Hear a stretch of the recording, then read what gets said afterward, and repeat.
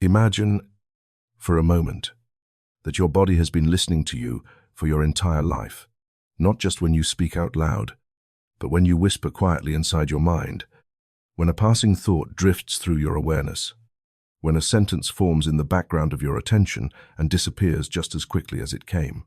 The body does not ignore those moments. It does not dismiss them as temporary moods or passing frustration. Instead, it receives them the way soil receives seeds. Whatever falls there repeatedly begins to shape the landscape. Most people believe healing begins when they decide to change their behavior. They adjust their diet, commit to exercise, search for better sleep, to meditate more, or follow the latest advice about wellness. These efforts are sincere, and many of them help. Yet something strange often happens. Despite the routines, despite the discipline, a subtle tension remains somewhere inside the body. The shoulders stay slightly tight. The breath never fully settles. The nervous system carries a quiet sense that something is still not right. It is as if the body has memorized a pattern that the new habits alone cannot erase. What many people never consider is that the body may be responding not only to what they do, but also to what they say about themselves while they are doing it. A person might be drinking green tea and stretching in the morning while quietly repeating a sentence that has followed them for years. I'm always exhausted. Someone might be walking in the park, trying to relax.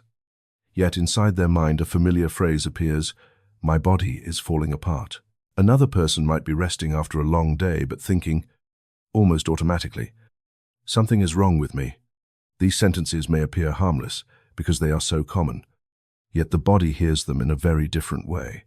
It hears them as descriptions of reality. The nervous system is not a distant observer of your thoughts.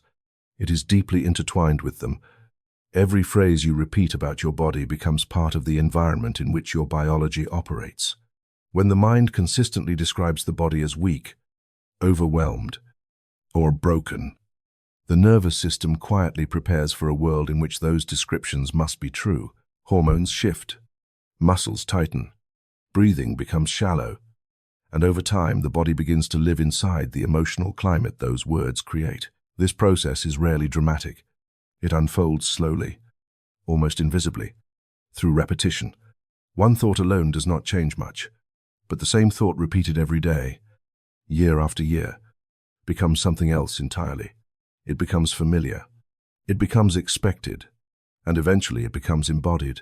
This is why so many people wake up one day and feel as if their body has turned against them, when in reality, the body may simply be responding to a narrative that has been repeated long enough to feel permanent. The idea that language shapes physical experience may sound abstract at first, yet it appears everywhere in human life once you begin to notice it. Consider how the body reacts when someone speaks to you with kindness compared to when they speak with criticism.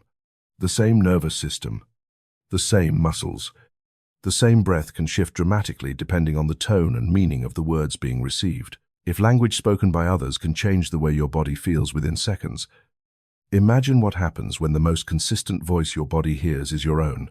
That inner voice is remarkably powerful because it operates continuously. You carry it with you in moments of stress, in moments of fatigue, and in moments when your body most needs reassurance. Unfortunately, many people have learned to use that voice in ways that create more pressure rather than more support. When pain appears, the inner voice may respond with frustration. When fatigue arises, the voice may interpret it as failure. When the body asks for rest, the voice may insist on pushing harder. Over time, the body begins to associate effort with criticism and recovery with guilt, which makes genuine healing difficult to sustain. Yet something remarkable begins to happen when the language directed toward the body changes. Instead of treating symptoms as evidence that something is wrong, the mind begins to approach the body with curiosity and patience. Instead of repeating the familiar story of limitation, new sentences begin to appear, sentences that do not deny the reality of discomfort, but offer the body a different context in which to exist. Words such as, I'm learning how to support my body, or my system is finding its way back to balance, carry a very different emotional signal than the phrases most people have memorized over the years. This shift may appear subtle, but the nervous system recognizes the difference immediately. The breath deepens slightly. The muscles soften in places that have been tense for hours. The body senses that the environment it is living in, the environment of language and meaning, has begun to change. And because the body constantly adapts to its environment, even small changes in that environment can influence how the system behaves over time. None of this requires perfect optimism or unrealistic positivity. The body does not expect you to pretend that pain or difficulty does not exist. What it responds to most strongly is sincerity. When the voice inside you speaks with honesty and gentleness instead of accusation, the nervous system no longer needs to stay on high alert. Gradually, the body begins to experience something it may not have felt for a long time: permission to relax. Language, in this sense, becomes more than communication. It becomes atmosphere. The words you repeat form the emotional climate surrounding every cell in your body. Some climates encourage tension and survival, while others allow restoration and repair. Your body does not choose this climate on its own. It receives it through the meanings you reinforce every day. Once this becomes clear, a new question naturally appears. If the body has been listening all along, what kind of story has it been hearing? And perhaps even more important, what kind of story might it begin to hear from this moment forward, if the voice speaking inside you gradually learns a different way to speak? Somewhere inside you there is a quiet archive that never forgets. It does not look like a memory the way your mind understands memory. It has no images, no clear timeline, no voice explaining what happened or why. Yet it keeps records with remarkable precision.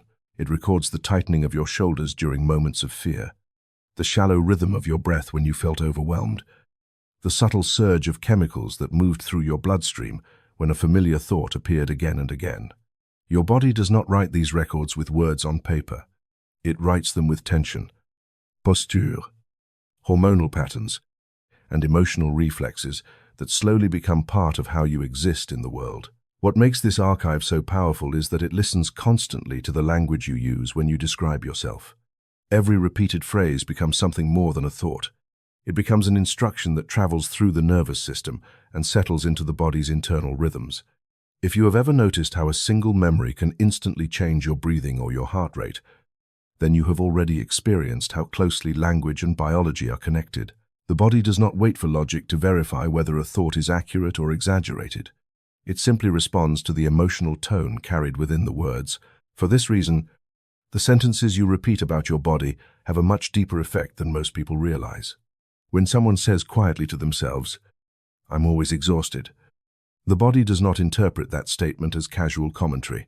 The nervous system hears it as an orientation toward reality, almost like a map describing the environment it should prepare for. Hormones associated with fatigue and stress begin to appear more frequently. Muscles carry subtle tension that supports the expectation of tiredness. And over time, the body begins to move through life as though that description has always been true. This process unfolds gradually, which is why it often goes unnoticed. A thought repeated once or twice has little influence, but the human mind rarely repeats a thought only once. Certain phrases appear daily, sometimes dozens of times, quietly reinforcing the same emotional posture. "I can't handle this. My body is falling apart. Something is wrong with me." Each time the phrase returns, the body registers it again. The brain strengthens the neural pathways connected to that interpretation, and the chemistry of the body shifts to match the emotional message carried in the words. Modern neuroscience offers an explanation for why this happens.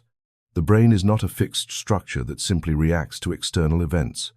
It is constantly reshaping itself through a process known as neuroplasticity, which means that repeated patterns of thought and emotion literally alter the wiring of neural circuits.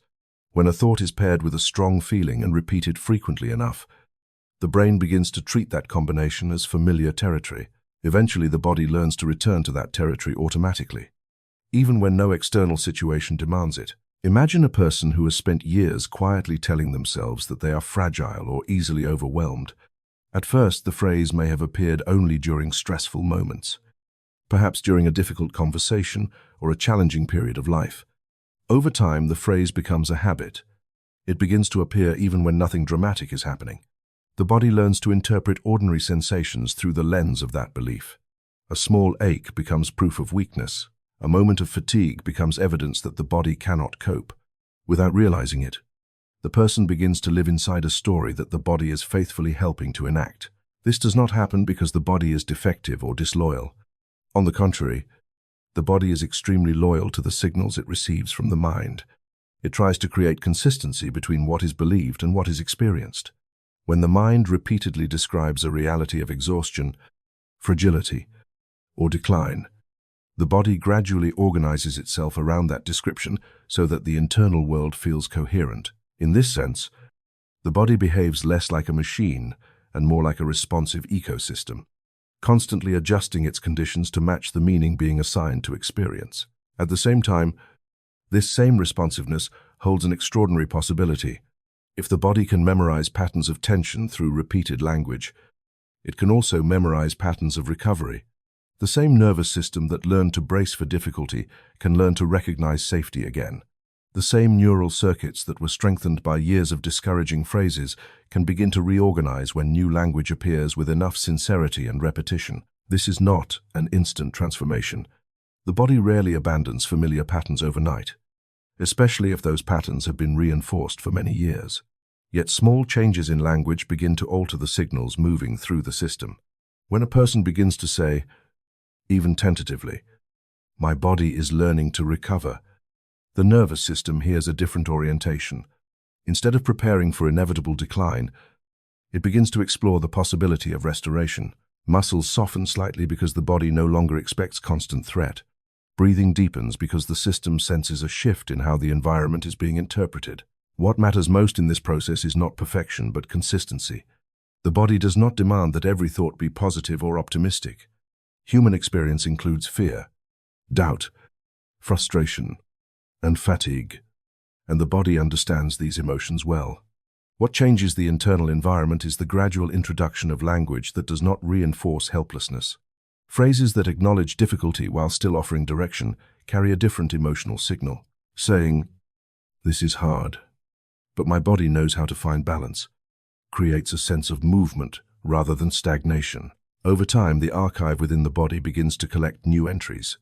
Instead of recording only moments of tension and criticism, it records experiences of gentleness, patience, and trust.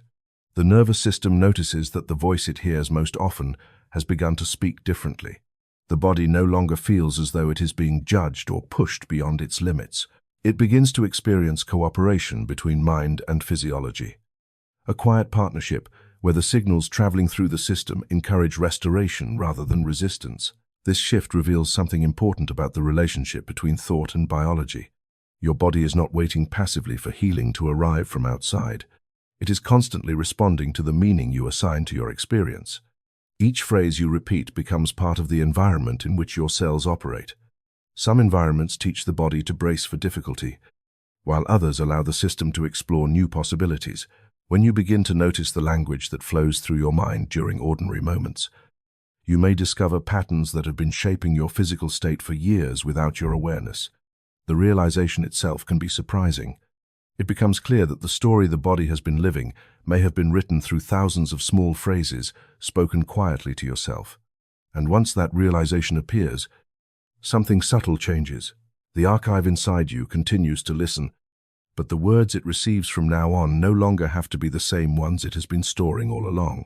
There is a moment when a thought stops feeling like a thought and begins to feel like reality.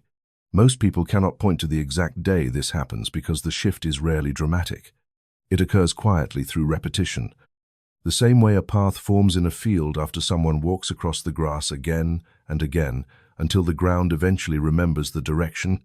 In the same way, the nervous system remembers the language you repeat about yourself. What begins as a sentence gradually becomes a signal, and that signal slowly becomes the emotional environment in which your body learns to live. The nervous system is designed to learn through repetition. Its purpose is to recognize patterns and make them automatic so that the body does not need to relearn the same lessons every day. This ability allows you to drive a car without thinking about every movement, or to recognize a familiar face instantly in a crowd. Yet the same mechanism that helps you navigate the world also absorbs the language you use about your body and turns it into something much deeper than a passing thought. When the same description of yourself appears often enough, the nervous system stops questioning it and begins organizing the body around it. Consider how quickly the body can learn to brace for something it expects. If someone repeatedly tells themselves that stress is unbearable, Their shoulders may tighten before a challenge even begins. If a person constantly repeats the idea that they are always exhausted, their energy may begin to fade at the same time each day, regardless of what they have actually done. These reactions are not imaginary. They are learned responses, biological patterns shaped through repeated signals that the nervous system has memorized and begun to anticipate. This is why repetition matters far more than intensity when it comes to the relationship between language and the body. A single dramatic thought may briefly affect your emotions, but a quieter thought repeated hundreds of times carries far more influence. The nervous system treats repetition as evidence. When the same phrase appears day after day, the brain assumes that the message must be accurate because it keeps returning. Over time, the neural circuits connected to that message become stronger, easier to activate, and more automatic. Scientists studying neuroplasticity often describe this process with a simple principle: neurons that fire together, wire together. When a thought is repeated alongside a specific emotional state, the brain links them. The next time the thought appears, the emotional response arrives almost instantly, as if the body has already rehearsed the reaction many times before. If the thought says, "I'm overwhelmed," the body prepares for overwhelm. If the thought says, "I can't cope," the nervous system shifts toward defense, even if the situation itself is manageable. This pattern becomes particularly powerful when language about the body is involved, because the body listens to those signals with extraordinary sensitivity. The nervous system is responsible for regulating heart rate, breathing, digestion, immune response, and countless other processes that keep you alive without requiring conscious effort. When language repeatedly tells the nervous system that something is wrong, the system gradually adjusts its baseline to match that expectation. Muscles hold tension more easily, breathing becomes shallower, and the body prepares itself for an environment defined by stress or vulnerability. What makes this process challenging to notice is that the body eventually treats these responses as normal. After enough repetition, tension feels ordinary. Fatigue feels predictable. The nervous system assumes that this is simply how life works. Yet beneath this apparent stability lies a pattern that was learned rather than inevitable. The body has been practicing a particular emotional posture because the language guiding it has encouraged that posture over and over again. At the same time, this same capacity for learning contains a remarkable possibility. If repetition can train the body to live in patterns of tension, repetition can also train it to recognize patterns of safety. The nervous system does not resist change when new signals appear consistently. Instead, it begins to reorganize itself around whatever environment it experiences most often. Just as a path forms in a field through repeated footsteps, new pathways in the brain begin to form when different language appears frequently enough to be taken seriously. Imagine someone who has spent years describing their body as unreliable or weak. At first, changing that language may feel awkward or even unconvincing. The nervous system has grown accustomed to the old narrative, and it does not immediately trust the new one. Yet when the person begins repeating phrases that carry a different message, phrases such as, "My body is learning to recover," or "My system is capable of balance," something subtle begins to shift. The brain hears the new signal again and again. Neural pathways that once supported the old narrative begin to loosen as new ones gradually strengthen. This change does not happen through force. The nervous system rarely responds well to pressure or harsh demands. What it recognizes most clearly is consistency. When language begins to carry signals of patience, reassurance, and trust on a regular basis, the body slowly adjusts its expectations. Breathing deepens because the system senses less threat. The heart rate stabilizes because the body no longer anticipates constant difficulty. Over time, these small shifts accumulate, creating a new baseline that feels different from the one the body memorized before. It is important to understand that this transformation does not require denying pain or pretending that every moment feels peaceful. Authentic language carries far more influence than exaggerated optimism. The nervous system responds best to words that acknowledge reality while still pointing toward possibility. A sentence such as, "This is difficult, but my body knows how to move toward balance," provides the system with direction rather than conflict. It allows the body to feel understood instead of corrected. As repetition continues, the body begins to recognize that a different relationship with itself is emerging. Instead of hearing constant criticism or alarm, it hears language that offers cooperation, The nervous system gradually lowers its defenses because the signals it receives no longer demand perpetual readiness for threat. The muscles release patterns they once held tightly, and the breath moves more freely through the chest and abdomen. What once felt like an unchangeable condition begins to reveal itself as a learned pattern that can be reshaped. This is the quiet power of repetition. The words you repeat do not simply describe your experience. They become part of the instructions guiding how your body responds to life. Over time, the nervous system learns those instructions so well that they become automatic, almost invisible, woven into the rhythms of breathing, movement, and emotion. And once you understand how deeply repetition shapes biology, you begin to see that every phrase you speak about yourself participates in teaching your body what kind of world it should prepare to live in. If you could step outside your body for a moment and observe the invisible patterns guiding your physical experience, you might notice something surprising. Beneath the surface of muscles, bones, and organs, there is another structure quietly influencing how your body behaves. It cannot be seen on a medical scan or measured in a laboratory test.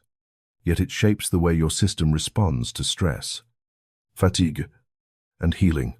This structure is made of meaning. It is the blueprint formed from the beliefs, interpretations, and phrases that have followed you through life, often so familiar that you no longer question where they came from. Most people imagine illness and recovery as purely biological events. Something goes wrong in the body, and medicine or time is expected to fix it. Yet the body does not exist in isolation from the mind that interprets every sensation moving through it. Each experience you have, whether it is pain, exhaustion, or renewal, passes through a filter of language before it becomes part of your identity. That filter gradually builds an internal design, a pattern that influences how your nervous system reacts and how your body organizes its resources. Over years of repetition, the design becomes so consistent that it begins to feel like destiny rather than something that was quietly constructed. Think about the way certain identities attach themselves to people over time. Someone may say, almost casually, "I've always had health issues," or "my body just doesn't recover the way other people's do." At first, the statement might simply describe a temporary situation, perhaps a series of difficult experiences that occurred close together. Yet when the phrase is repeated often enough, it begins to function as a blueprint. The nervous system listens carefully to the identity embedded in those words. If the body is described as fragile, unpredictable, or broken, the system gradually adapts its responses to support that description. This adaptation happens through mechanisms that are both psychological and biological. The brain continuously scans for evidence that confirms the beliefs it already holds. When the blueprint suggests vulnerability, the mind becomes more attentive to signs of discomfort. Small sensations that might otherwise pass unnoticed become signals of concern. The body reacts to this heightened attention by increasing its defensive posture. Muscles tighten, breathing becomes slightly more guarded, and stress hormones circulate more frequently. Over time, the body learns to live inside an atmosphere of caution that mirrors the language used to describe it. The remarkable thing about this process is that the blueprint does not need to be dramatic to shape the body's behavior. It can develop through quiet phrases repeated during ordinary moments. A person might feel tired one evening and say to themselves, "I'm always worn out lately." The statement may appear harmless, yet the mind begins storing it as information. If the same sentence appears the next day, and again the following week, the nervous system gradually assumes that exhaustion is part of the body's normal environment. Eventually, the body organizes its rhythms around that expectation, conserving energy in ways that reinforce the pattern. This is not a matter of blame or personal failure. Most people inherit their early blueprints without realizing it. Families pass down interpretations about health and resilience, sometimes through explicit statements and sometimes through subtle attitudes about the body. A parent who constantly describes life as exhausting may unknowingly teach a child to associate adulthood with fatigue. A culture that praises endurance while dismissing rest may encourage people to see their bodies as obstacles rather than allies. These influences become threads woven into the internal design that shapes how the body experiences the world. Yet the existence of this blueprint also reveals a powerful possibility. If patterns of illness can be reinforced through repeated interpretations, patterns of recovery can be reinforced in the same way. The body does not distinguish between the blueprint it inherited and the one it is given later in life. It responds to whichever design appears most consistently in the signals it receives from the mind. When language begins to change, the blueprint gradually changes with it, creating an internal environment where different biological responses become possible. This shift rarely begins with dramatic declarations. Instead, it starts with small changes in how experiences are described. A moment of fatigue might still be acknowledged, but the language surrounding it begins to evolve. Instead of repeating the old narrative of permanent exhaustion, a person might say, "My body is asking for rest right now." The meaning of the sensation changes immediately. Rather than confirming a story of weakness, the experience becomes part of a dialogue between the mind and the body.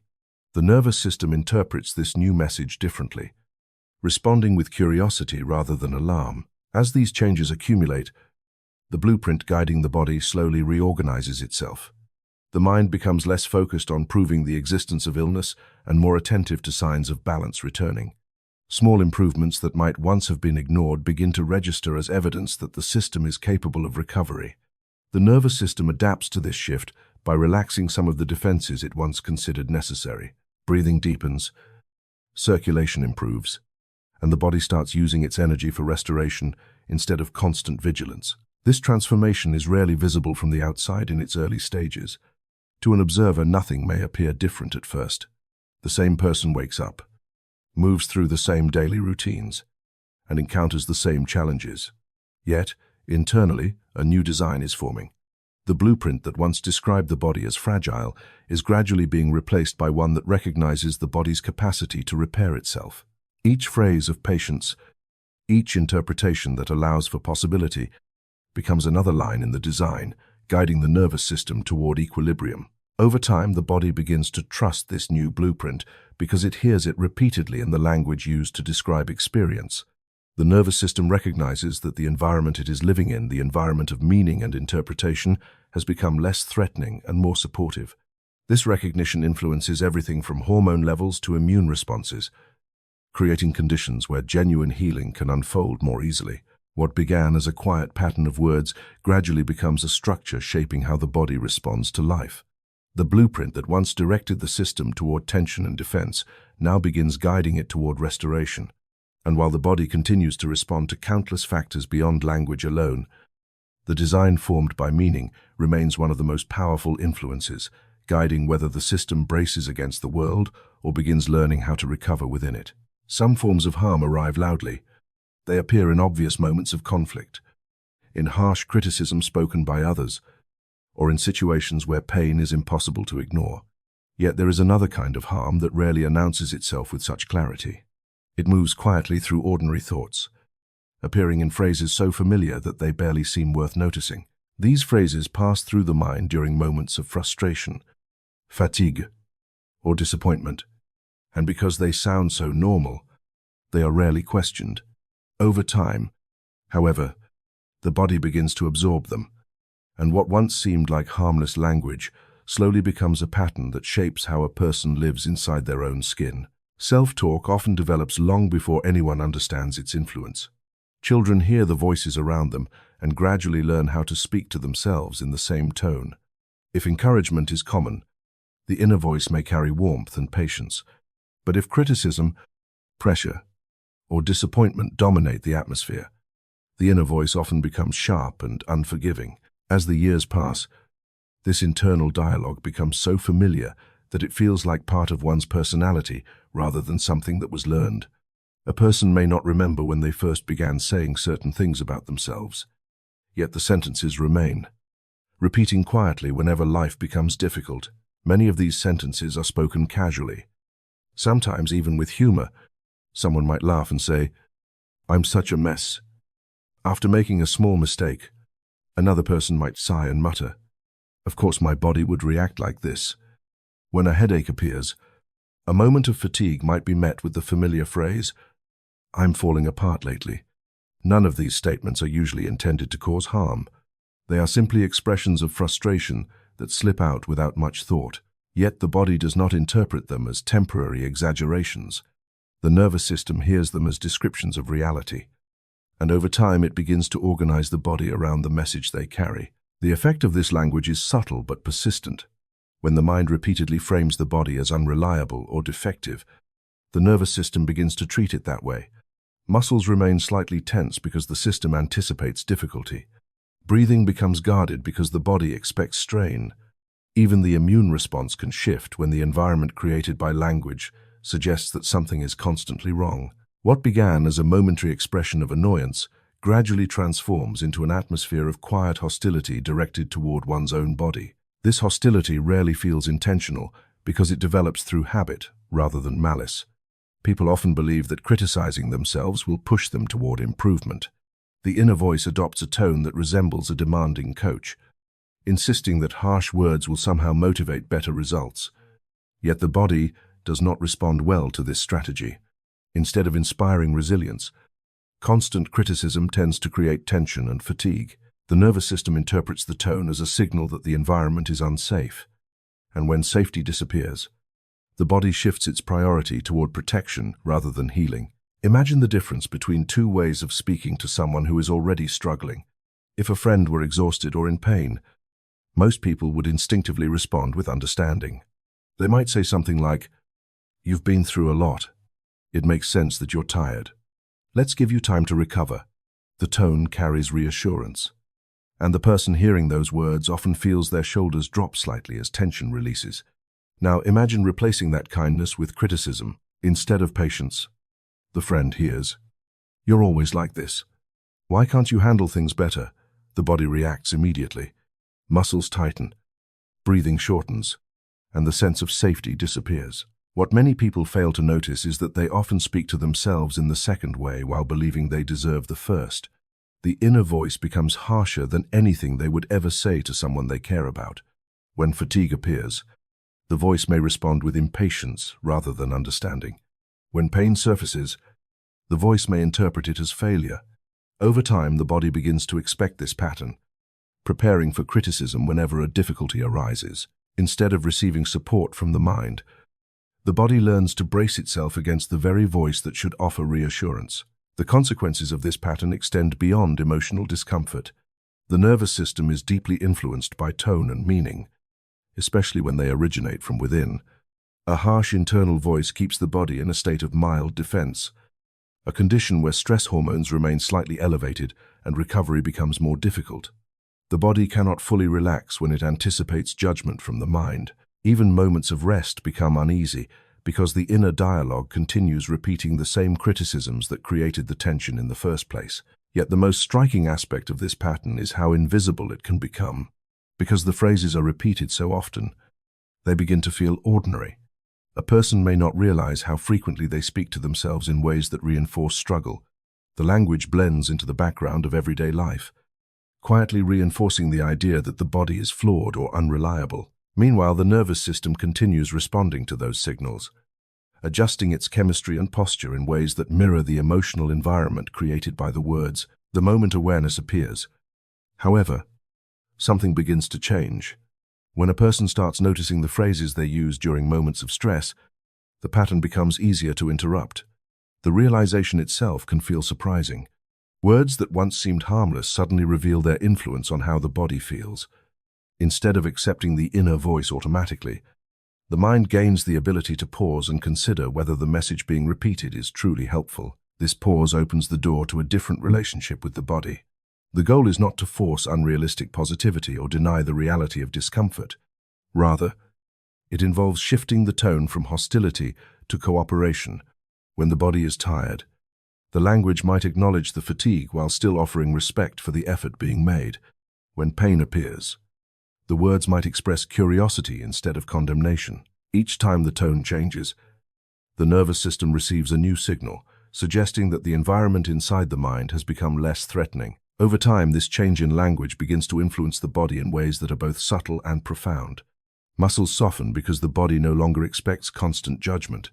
Breathing deepens because the nervous system senses a safer atmosphere. The shift does not erase every difficulty, but it alters the relationship between the mind and the body, replacing quiet hostility with a sense of partnership. What once felt like an invisible pattern of self-inflicted strain gradually becomes an opportunity to create a different kind of environment within the very words a person chooses to repeat. There comes a moment, sometimes quiet and almost accidental, when you begin to notice how harsh the voice inside your mind has been for years. Not loud enough to shock you, not cruel in an obvious way, but steady and persistent, like a background sound that has always been there. It appears when you make a mistake, when you feel tired, when your body slows down or struggles to keep pace with the expectations placed upon it. The voice rarely pauses to ask what you need. Instead, it offers a quick judgment, a sharp interpretation, a phrase that reinforces the idea that something about you is not good enough. Many people live with this voice for so long that they mistake it for discipline. They believe that pushing themselves with criticism is the only way to remain responsible, productive, or strong. The logic seems reasonable on the surface. If you demand more from yourself, perhaps you will improve faster. If you refuse to tolerate weakness, perhaps you will overcome it. Yet the body hears these messages very differently. It does not interpret criticism as motivation. It interprets it as pressure. And pressure rarely creates the conditions where healing can unfold naturally. The body responds to tone in the same way a child responds to the emotional atmosphere around them. When the tone carries impatience or hostility, the nervous system becomes cautious. Muscles tighten slightly. Breathing becomes shallow, and the body prepares itself for further stress. Even if the words were meant to encourage progress, the emotional signal tells the body that it is not safe to relax. Over time, the system learns to remain guarded, because the environment inside the mind never feels supportive enough to allow true rest. This is what makes inner criticism so damaging despite its ordinary appearance. It functions like a form of quiet violence directed toward the self. Not violence in the dramatic sense of destruction, but in the subtle way that constant pressure erodes the body's ability to trust the mind that lives within it.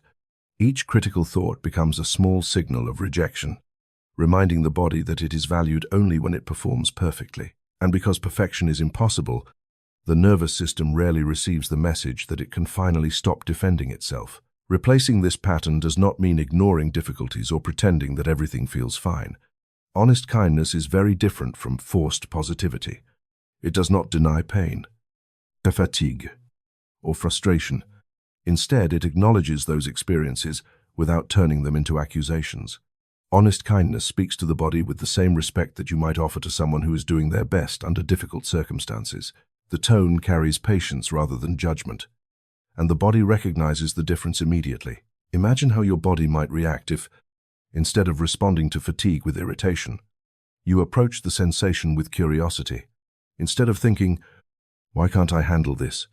you might say quietly to yourself, "Something in me is asking for rest."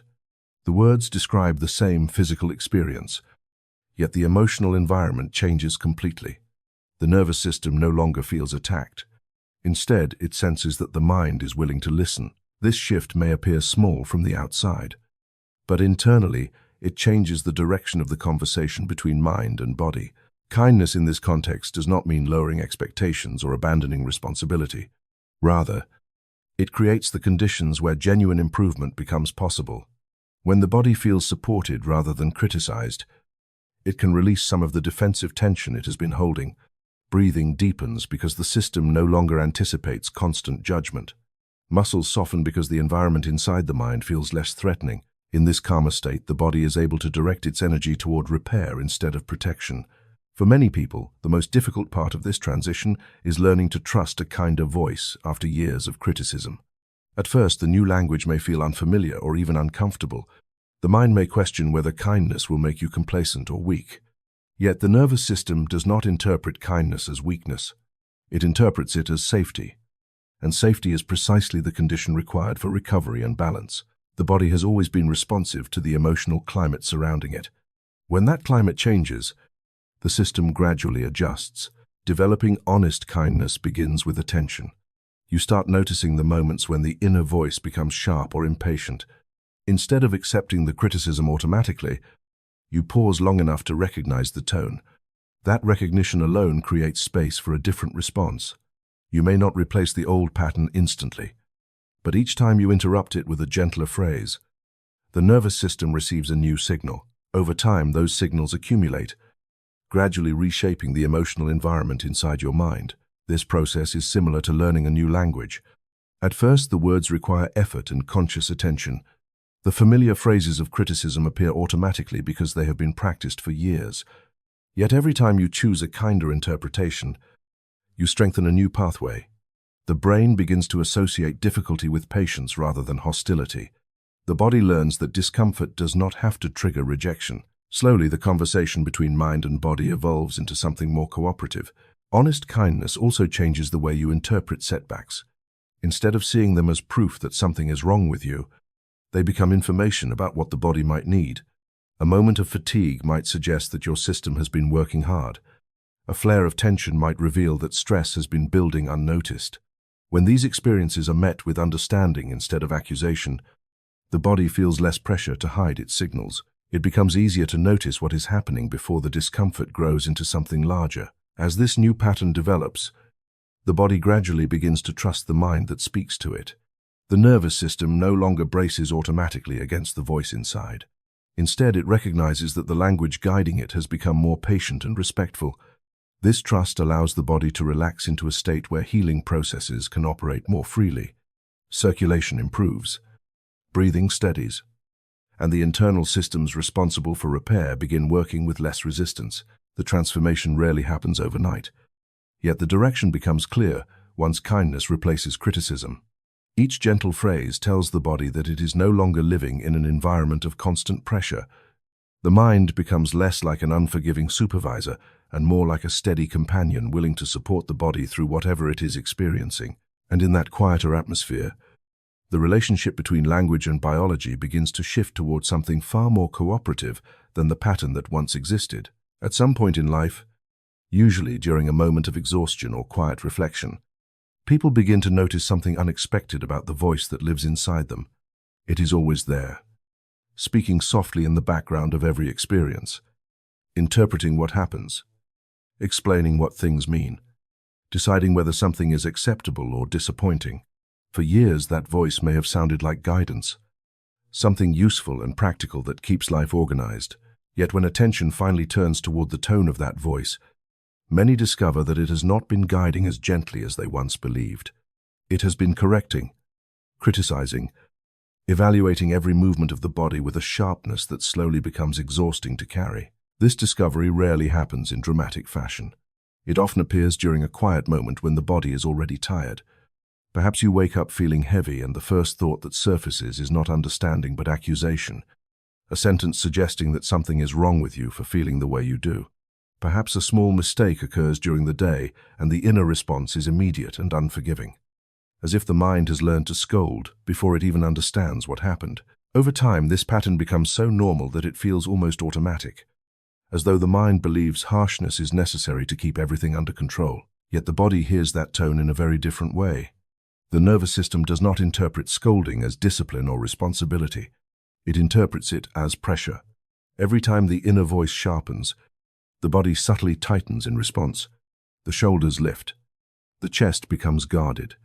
The breath grows shallow as the system prepares itself for further criticism. Even when nothing dangerous is happening in the outside world, the internal atmosphere begins to resemble an environment where the body must stay alert, as if something might go wrong at any moment.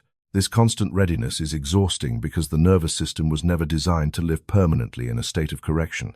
Human biology functions best when there is a rhythm between effort and restoration, between action and rest. When the voice inside the mind becomes a relentless supervisor, the body rarely experiences the second half of that rhythm. It remains in a posture of defense, waiting for the next command, the next judgment, the next moment when it will be told that it is not doing enough.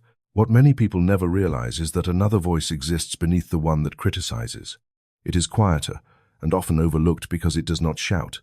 It does not rush to correct mistakes or measure success. Instead, it appears in moments of genuine care. In the same tone someone might use when comforting a friend who has been struggling for a long time. This voice speaks slowly and with patience. It recognizes effort rather than only pointing out failure.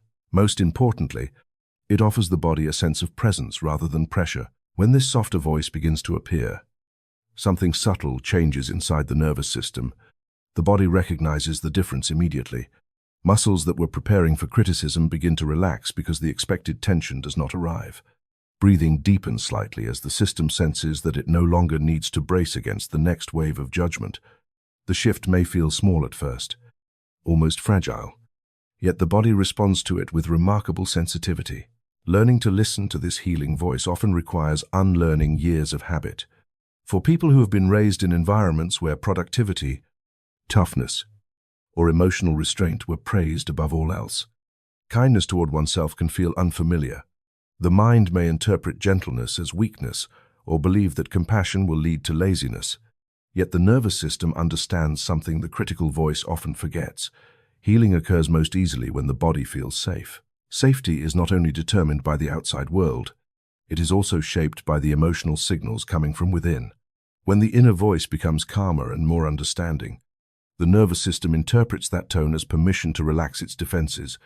The body begins to trust that it will not be attacked by the very mind that lives inside it. That trust allows deeper restorative processes to take place, the kind that cannot occur when the system is constantly preparing for correction.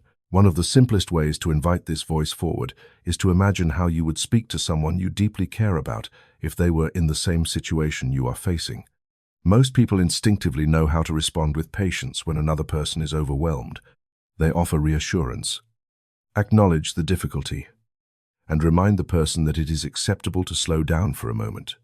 When the same tone is directed inward, the body receives it with the same relief. Instead of hearing criticism for feeling tired or uncertain, the nervous system hears understanding. The healing voice does not deny challenges or pretend that pain does not exist. It simply refuses to turn difficulty into condemnation. If the body is fatigued, the voice might say that the day has asked a lot from the system and that rest is reasonable. If emotions feel heavy, the voice might recognize that something meaningful is being processed rather than assuming weakness. Each time the mind chooses this tone, the nervous system receives a message that cooperation has replaced conflict. As this pattern repeats, the body begins to associate the inner voice with safety rather than pressure. The muscles that once tightened in anticipation of judgment learn that they can soften instead. Breathing becomes slower and more stable because the system no longer expects the next wave of criticism. Even the mind itself begins to feel quieter, as if the constant background noise of evaluation has been replaced by something steadier and more supportive. Over time, the relationship between mind and body begins to change in ways that are difficult to describe, yet easy to feel. Instead of existing in opposition, they begin working together. The body trusts the mind to listen when signals of fatigue or discomfort appear. The mind trusts the body's rhythms rather than forcing it to behave like a machine. This cooperation allows both systems to function with greater balance, creating an internal environment where healing can unfold more naturally. The voice that soothes rather than scolds does not demand perfection. It simply remains present, offering patience when the body struggles and quiet encouragement when progress appears. In that presence, the nervous system no longer feels alone in its effort to maintain equilibrium. It recognizes that the mind standing beside it has chosen a different way of speaking, one that invites the body to breathe, to rest, and to continue moving forward without fear of the next sentence waiting to judge it. There are moments when a single sentence changes the way your entire body feels. Even though the words themselves are simple, someone speaks to you with patience and warmth. And without consciously deciding to relax, you notice your shoulders lowering slightly, your breath deepening, your chest loosening in a way that was not possible only seconds earlier. The meaning of the words matters, of course, but what truly reaches the nervous system is something deeper than vocabulary. It is the tone behind the words, the quality of presence carried in the voice, the quiet emotional signal that tells the body whether it is safe to soften or whether it must remain guarded. Human beings are exquisitely sensitive to tone because our nervous systems evolved in relationship with other people. Long before language became complex, the body learned to read emotional signals through sound, rhythm, and subtle shifts in voice. A calm tone suggested safety, cooperation, and care. A sharp or impatient tone suggested threat, urgency, or rejection. These signals still influence the body today, even when they appear in the internal voice that speaks inside your own mind. The nervous system listens to that voice with the same attention it once reserved for the voices of caregivers, because it recognizes tone as a guide for how the body should respond. This means that the body is constantly interpreting not only what you say to yourself, but how you say it. Two sentences may contain the same words, yet carry completely different effects depending on the tone that accompanies them. Imagine the difference between saying, "I'll be okay," in a hurried or skeptical voice versus speaking the same words slowly with genuine reassurance. The nervous system hears these two versions as entirely different messages. In the first case, the body senses uncertainty and may continue holding tension. In the second case, the body receives a signal of steadiness and begins to relax. What makes tone especially powerful is that it operates beneath the level of conscious reasoning. You do not have to analyze it for the body to respond. The nervous system reacts instantly because tone carries emotional information. When the inner voice becomes harsh or impatient, the body registers that shift immediately. Muscles tighten in anticipation of further criticism. Breathing becomes shallow, and the system prepares for pressure. When the inner voice becomes calm and supportive, the opposite reaction unfolds. The body recognizes that it is no longer being threatened by the very mind that lives within it. This response is closely connected to a network within the body known as the vagus nerve, a central pathway that helps regulate the parasympathetic nervous system. This branch of the nervous system governs the processes often described as rest, repair, and restoration. When the vagus nerve receives signals associated with safety and calm, it encourages the body to move out of defensive states and into rhythms where healing becomes possible. Tone plays an important role in this process because the nervous system interprets calm vocal patterns as evidence that the environment is safe enough to release tension. Many people attempt to change their internal dialogue by repeating affirmations that sound encouraging on the surface but carry little emotional warmth beneath them. The words may appear positive, yet if they are spoken quickly or mechanically, the nervous system may not recognize them as genuine support. The body responds not only to the content of a phrase, but to the presence behind it.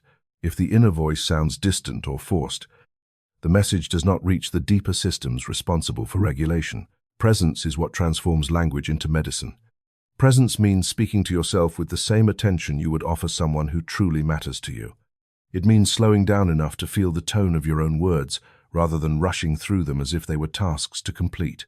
When the mind speaks from a place of steady awareness, the body perceives that quality immediately. Breathing deepens because the system senses that the environment inside the mind has become calmer. Muscles soften because the nervous system no longer anticipates attack. Consider the difference between telling yourself to relax and actually speaking with the tone of someone who understands why relaxation might feel difficult. The first approach often carries a hint of impatience, as though the body should change instantly, simply because the mind demanded it. The second approach acknowledges that tension may have developed for a reason and invites the body to release it gradually. When the tone carries understanding rather than command, the nervous system responds with cooperation instead of resistance. This is why presence matters more than perfection when speaking to the body. You do not need to craft elaborate sentences or memorize ideal phrases. What the nervous system responds to most strongly is sincerity. A simple statement spoken with warmth can influence the body far more than an impressive affirmation delivered with emotional distance. The body listens for signs that the mind is genuinely engaged, that the voice speaking within is not rushing past the experience but staying with it. Over time, this way of speaking begins to change the atmosphere inside the body. The nervous system becomes familiar with the sound of reassurance rather than criticism. Moments of stress are met with steadiness instead of panic. Instead of bracing automatically against discomfort, the body begins to trust that the voice guiding it will respond with patience.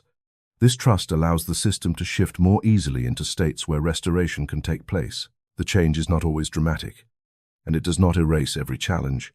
What it does create is a different relationship between language and biology. The body begins to interpret the inner voice as a source of stability rather than pressure. Each time the tone carries calm attention, the nervous system receives another signal that it is safe to release some of the tension it has been holding. Gradually, the presence behind your words becomes part of the environment your body lives in every day. Instead of hearing urgency or criticism, it hears steadiness and care. The muscles that once tightened in anticipation of harsh judgments learn that those judgments are no longer arriving. Breathing moves more freely because the system trusts the rhythm of the voice guiding it. What began as a simple shift in tone becomes a quiet form of medicine, not because the words themselves contain magical power, but because the presence behind them teaches the body that it is finally being spoken to with understanding rather than demand. There is a point in every healing journey when the conversation shifts from symptoms to identity. At first, most people focus on what hurts, what feels wrong, or what they want to fix. The attention moves from one discomfort to another, searching for solutions that might relieve the pressure in the body. Yet beneath every effort to improve health lies a deeper question that often goes unnoticed. It is the quiet question of who you believe yourself to be in relation to your body. This belief operates constantly in the background of your thoughts, shaping how you interpret every sensation that moves through you. Identity is powerful because the nervous system listens to it more closely than almost anything else. You may try new routines, follow careful plans, or experiment with different approaches to healing, but the body ultimately organizes itself around the identity it hears repeated most often. If the voice inside you quietly insists that you are fragile, exhausted, or permanently damaged, the nervous system will adjust its expectations to match that description. The body begins to live inside the identity the mind has chosen, even when that identity was never consciously decided. This is why two simple words carry such remarkable influence. The phrase "I am" does more than describe a temporary experience. It defines the lens through which the body understands itself. When someone repeatedly says, "I am sick," the statement becomes more than a report about symptoms. It becomes a declaration about identity, and the nervous system organizes its responses around that declaration. Muscles tighten in anticipation of weakness, energy drops more easily, and the mind searches constantly for evidence that confirms the identity it has been repeating. Many people do not realize how frequently they attach identity to temporary conditions. A person might experience fatigue during a stressful period and quietly begin describing themselves as someone who is always tired. Someone else may struggle with anxiety for a time and eventually adopt the identity of being an anxious person rather than someone who is experiencing anxiety in certain moments. The language seems subtle, yet the body hears the difference immediately. Temporary experiences become permanent labels, and the nervous system learns to expect the pattern those labels describe. This does not happen because the body is trying to sabotage healing. It happens because the body is remarkably loyal to the story the mind tells about itself. Identity provides the nervous system with a sense of consistency. When the mind declares who it believes it is, the body adapts its rhythms and responses to support that belief. If the identity suggests limitation, the system conserves energy in ways that reinforce it. If the identity suggests strength or recovery, the nervous system gradually shifts toward those patterns instead. Recognizing this relationship can feel both surprising and empowering. It reveals that healing is not only about removing discomfort, but also about reconsidering the identity through which that discomfort has been interpreted. The body does not simply respond to symptoms, it responds to the meaning attached to those symptoms. When the mind begins to describe itself differently, the nervous system receives new instructions about what kind of state it should move toward. This shift rarely begins with grand declarations. In fact, dramatic statements often feel unrealistic to the nervous system if they contradict years of established identity. What matters more is the gradual introduction of language that allows the body to imagine a different possibility. Instead of repeating the identity of someone permanently wounded, the mind begins to explore an identity connected to movement and recovery. A person may start saying quietly, "I am learning how to heal," or "I am becoming stronger than I was before." These phrases do not deny past experiences, yet they guide the nervous system toward a new orientation. Over time, the identity that once centered on limitation begins to loosen its hold. The body hears different descriptions of itself, and those descriptions carry emotional signals that encourage adaptation. Muscles relax more easily because the system no longer expects constant failure. Breathing steadies because the nervous system senses that the story surrounding the body has changed. Each time the identity shifts even slightly, the body adjusts its responses in ways that support the new narrative. This process reflects a deeper truth about human biology. The body is not only a collection of organs and systems responding mechanically to external events, it is also a living participant in the story the mind tells about itself. Identity shapes perception. Perception shapes emotional responses, and those responses influence the chemistry and behavior of the body. When identity evolves, the entire system begins to reorganize around the new understanding. One of the most powerful aspects of this transformation is that identity does not need to be perfect in order to influence healing. The nervous system does not require absolute certainty before it begins to adapt. It responds simply to the direction of attention. When the mind consistently describes itself as moving toward balance, the body gradually aligns with that direction. The shift may begin subtly, perhaps in the way a person breathes when facing difficulty, or in the patience they offer themselves during recovery. Yet each small adjustment reinforces the identity that the body is capable of change. The phrase, "I am the medicine," expresses this idea in a symbolic way. It does not mean that external support or professional care is unnecessary. Rather, it acknowledges that the words you use to describe yourself play an active role in shaping the internal environment where healing occurs. When identity reflects partnership with the body instead of opposition to it, the nervous system becomes more willing to cooperate with the processes that restore balance. As this understanding deepens, the relationship between mind and body begins to feel less like a struggle and more like a conversation. The body no longer receives messages that it is defective or incapable. Instead, it hears a voice that recognizes its ability to adapt and recover. Identity becomes a guide rather than a limitation, directing attention toward possibilities that once seemed distant. Gradually, the story the body has been living begins to change. What once felt like a fixed condition reveals itself as part of a narrative that can evolve. The nervous system continues responding to the identity it hears repeated each day.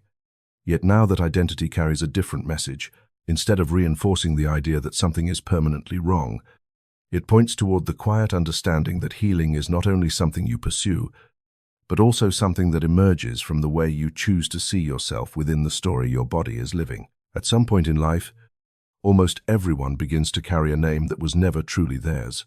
It may not be written on a document or spoken in introductions, yet it quietly follows them through conversations, decisions, and interpretations of their own experiences.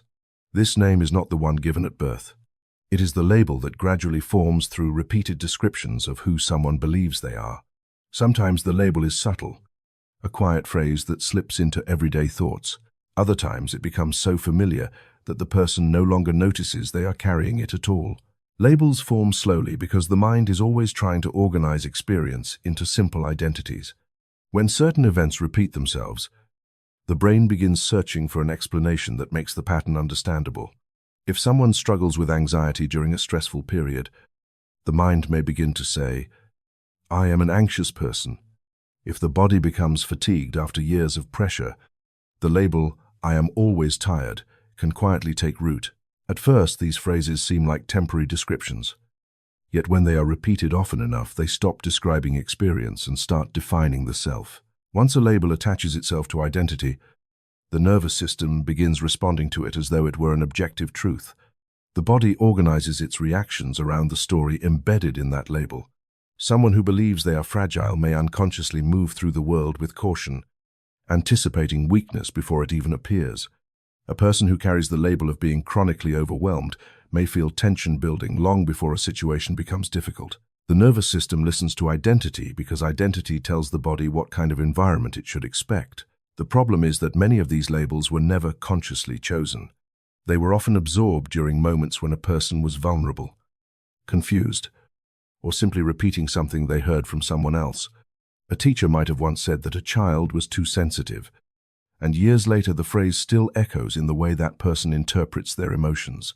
A doctor may have described a condition in a way that unintentionally sounded permanent, and the label became part of the person's internal identity. Even cultural ideas about strength or productivity can turn into labels that quietly shape how someone views their own body. What makes labels so powerful is that they tend to narrow the possibilities the mind can imagine. When a person introduces themselves internally with a phrase like, "I am the one who always struggles with my health," the nervous system adapts to that identity. The brain becomes skilled at noticing evidence that confirms the label while overlooking experiences that contradict it. Small moments of improvement fade into the background because they do not match the narrative. Meanwhile, every minor setback appears as confirmation that the label was accurate all along. Yet, identity, unlike many physical conditions, is remarkably flexible. The labels that shape a person's relationship with their body are not permanent structures. They are patterns of language that have been repeated so often that they feel natural. Once someone becomes aware of those patterns, the possibility of change begins to appear. The process does not require erasing the past or pretending that difficult experiences never occurred. Instead, it begins with the simple realization that a label is only a word attached to a story, and stories can evolve. Renaming the self is not an act of denial. It is an act of choosing which narrative the body will hear most often moving forward. When the mind stops repeating the old label, the nervous system gradually loosens the grip it once had on the body's expectations. This does not happen instantly because the brain has spent years reinforcing the previous identity. Yet each time a new description appears, the system receives a signal that the internal environment is changing. For example, someone who has spent years saying, "I am broken," might begin experimenting with a different phrase that acknowledges difficulty without turning it into identity. The sentence could become something like, "I am someone learning how to heal." The shift may seem small, yet it transforms the meaning of the experience. The body no longer hears a permanent judgment about itself. Instead, it hears a direction, a movement toward recovery that the nervous system can begin supporting. This kind of language gradually opens space for experiences that were previously overlooked. Moments of strength become easier to notice because they align with the new identity. Small improvements in energy or mood gain significance because they support the evolving narrative. The body responds to this shift by adjusting its expectations. Instead of bracing for inevitable limitation, the nervous system begins exploring the possibility of balance returning. It is important to understand that renaming the self does not require exaggeration or unrealistic declarations. The body responds best to language that feels sincere. If the new label sounds too distant from current experience, the nervous system may ignore it. What matters most is that the phrase points toward life rather than reinforcing defeat. A statement such as, "I am growing stronger than I was yesterday," carries a tone of possibility that the body can gradually trust.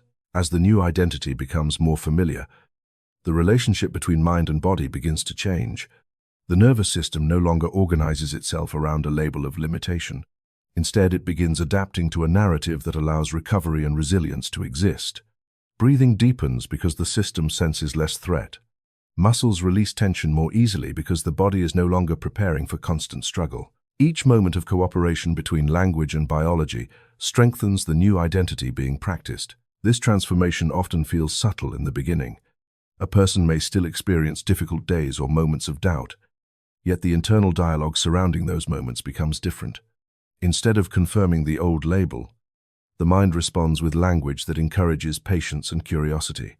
Over time, the body recognizes that it is living within a new story, one that offers room for growth rather than trapping it in a permanent definition.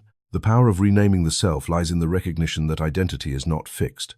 It is shaped by the words that are repeated often enough to feel true. When those words change, the nervous system listens carefully and begins adjusting the body's responses accordingly. What once felt like an unchangeable description slowly becomes a chapter that belongs to the past rather than the future. And with each new phrase spoken about the self, the body hears an invitation to participate in a different story than the one it had learned to live inside. Pain has a way of interrupting life so suddenly that the first reaction is almost always resistance. When discomfort appears in the body, the mind instinctively searches for ways to silence it as quickly as possible. We reach for explanations, solutions, medications, or distractions because pain feels like an enemy that must be defeated before it grows stronger. For many people, this reaction becomes automatic, shaped by years of learning that symptoms are problems to eliminate rather than signals to understand.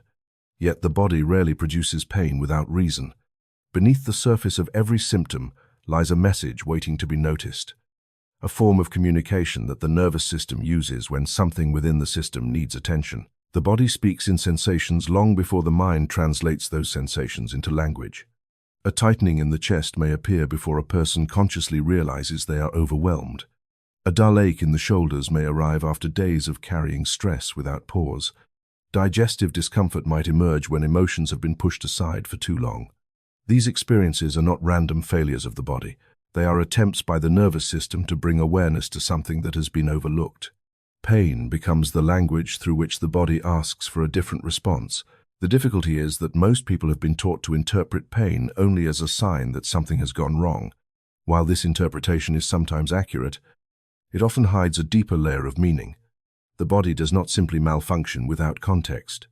It reacts to physical conditions, emotional states, patterns of thought, and the environment surrounding it. When these factors create imbalance, the nervous system generates sensations that demand attention. The sensation itself may feel unpleasant, yet its purpose is not punishment. It is communication. Imagine how the body might feel if every signal it produced was immediately dismissed or silenced. If a child tried to speak and was consistently ignored, their voice would likely grow louder in order to be heard. In a similar way, the body often intensifies its signals when the early whispers of discomfort are overlooked. A mild tension becomes a persistent ache. A small fatigue grows into deep exhaustion. The nervous system does not increase these signals out of hostility. It increases them because the earlier attempts to communicate were not acknowledged. This perspective invites a different relationship with symptoms. Instead of asking only how to eliminate discomfort, the mind begins asking what the body might be trying to express. This shift does not mean ignoring medical care or refusing practical solutions. Rather, it expands the conversation. Pain becomes something that can be listened to rather than something that must always be fought. The body is no longer treated as a malfunctioning machine but as a system capable of signaling its needs. Listening to pain requires patience because the body rarely delivers its messages in clear sentences. Instead, it offers sensations, patterns, and emotional reactions that must be interpreted gently. A person might notice that headaches appear most often after long periods of tension or emotional suppression. Another may observe that stomach discomfort arises during moments of unresolved stress. These connections may not reveal themselves immediately. Yet when attention remains steady, patterns often begin to emerge. The body gradually reveals the context surrounding its signals. One of the most important aspects of this process is the tone used when responding to pain. If the mind approaches symptoms with frustration or fear, the nervous system interprets those reactions as additional stress. Muscles tighten further, breathing becomes guarded, and the body feels less safe expressing what it is experiencing. When the response carries curiosity and compassion instead, the nervous system relaxes enough to allow deeper awareness. The body senses that it is being heard rather than judged. This is where the idea of a conversation becomes meaningful. Just as two people exchange words in dialogue, the body and mind can exchange signals. The body speaks through sensation, and the mind responds through attention and interpretation. When the mind acknowledges what it feels instead of rejecting it, the nervous system no longer needs to amplify the signal. The conversation becomes quieter and more cooperative because the message has finally been received. For example, a person experiencing tension in their neck might pause long enough to consider what has been happening emotionally or mentally during the hours before the discomfort appeared. They may realize that they have been holding in frustration during a conversation or pushing themselves through a demanding schedule without rest. The tension then begins to make sense as a physical reflection of the internal pressure that had been building. This realization does not erase the sensation instantly, yet it changes the relationship with it. The body is no longer seen as failing but as responding intelligently to circumstances. When the body's signals are treated with respect, something interesting begins to happen. The nervous system often reduces the intensity of those signals because the purpose of pain to capture attention has already been fulfilled. Muscles that were bracing against emotional pressure can begin to release. Breathing deepens because the system no longer needs to shout its message. The body feels supported by the awareness directed toward it. This process also encourages people to respond differently to the conditions that created the discomfort in the first place. If fatigue appears as a signal that the body has been working without adequate rest, the solution becomes clearer. Instead of criticizing the body for slowing down, the mind may recognize the wisdom in its request for recovery. When pain is interpreted as communication rather than failure, it guides behavior toward balance rather than reinforcing frustration. Over time, this approach builds trust between the mind and the body. The nervous system learns that its signals will be heard instead of ignored. As a result, the body no longer needs to rely on intense symptoms to capture attention. Subtle sensations become enough to communicate what the system needs. The relationship between mind and body gradually transforms from conflict into cooperation, where each signal contributes to a deeper understanding of how to maintain equilibrium. The most remarkable part of this change is how naturally it develops once attention shifts.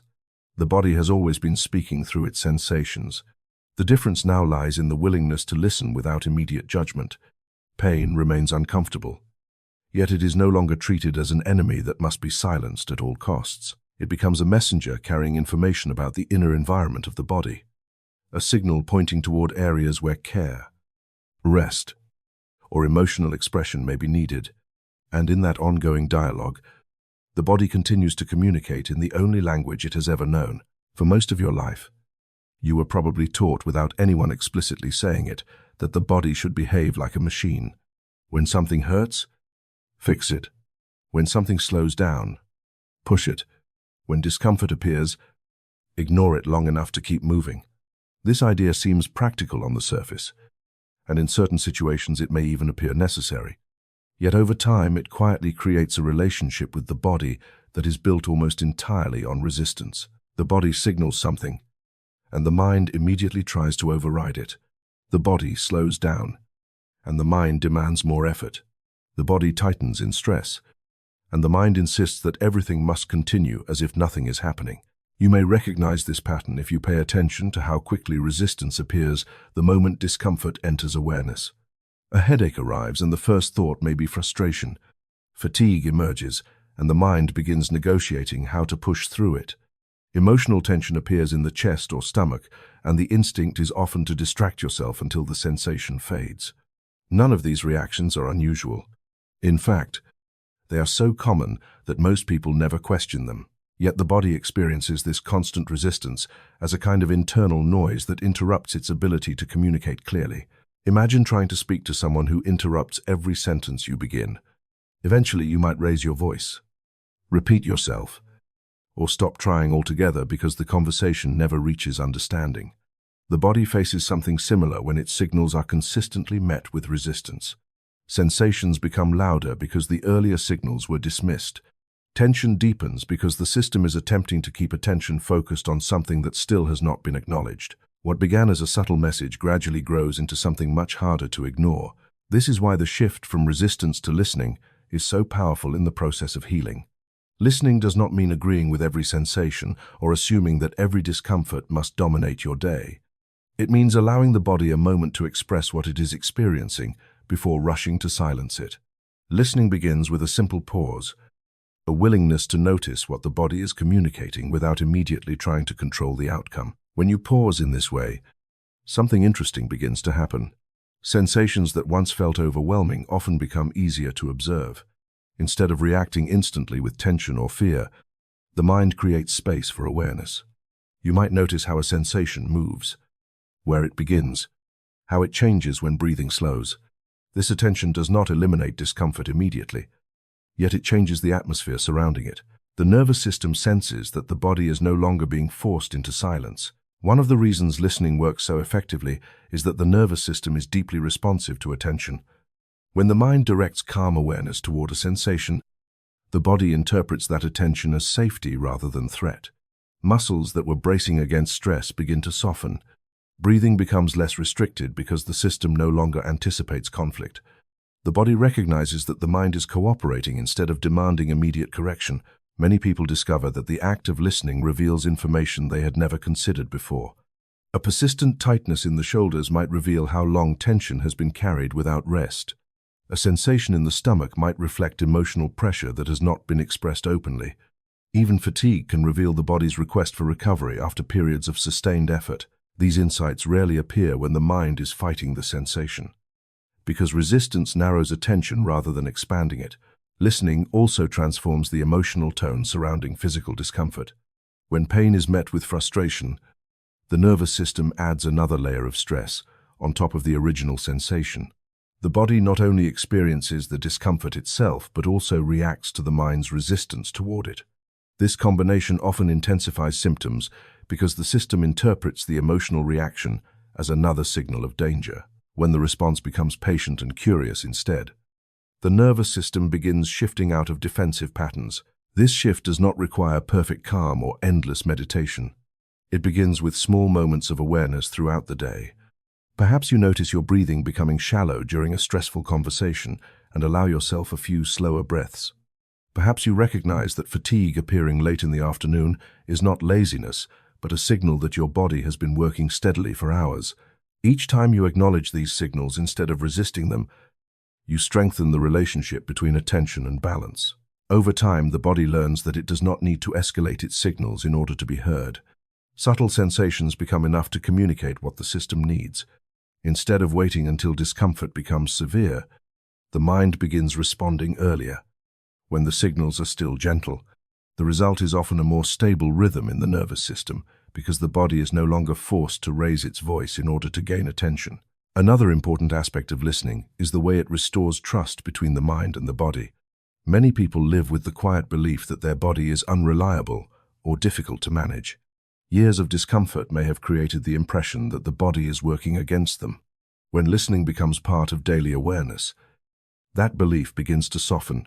The body reveals itself not as an adversary, but as a system trying continuously to maintain balance. You may begin to notice that the body often knows what it needs long before the mind recognizes it. Hunger appears when energy is low. Fatigue emerges when rest has been postponed for too long. Emotional tension rises when something meaningful has been left unspoken.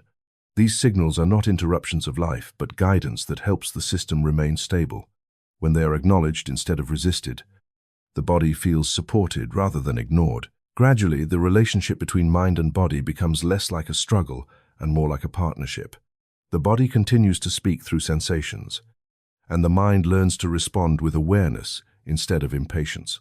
Each signal becomes an opportunity to understand the inner environment more clearly. Instead of pushing the body beyond its limits and repairing the damage afterward, attention begins to align with the rhythms that maintain balance in the first place. This transformation rarely arrives through dramatic breakthroughs.